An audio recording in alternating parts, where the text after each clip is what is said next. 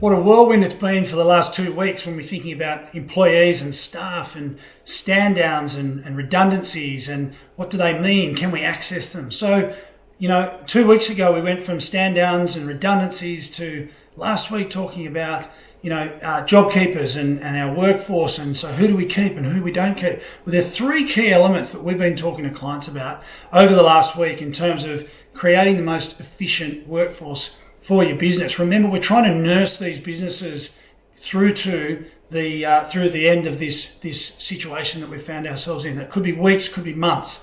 And so what we're trying to do is trying to find the most efficient mix to help you get your business through to the other side. Now, the first thing we're talking to clients about is eligibility. Now, you've got to get a list of your staff members and find out who's eligible. Now, unfortunately, not all of your staff members may be eligible, and that's going to mean that they're at a bit of a disadvantage when you're thinking about how you're going to structure your workforce going through the next few weeks. So thinking about who's eligible, thinking about casuals that you've had on the books in the past, thinking about your full-time and your part-time structure. Secondly, thinking about your unit economics. Now, you need to be thinking about your forecasts on a weekly and at maximum on a monthly basis. Now, going forward further than a month at the moment is almost a waste of time. So you need to be thinking about your overhead structure, your unit economics, and we'll have more on another video on that as well. But thinking about that wages budget that you've set yourself based on what you know is going to happen or what you think is going to happen in the next week or two.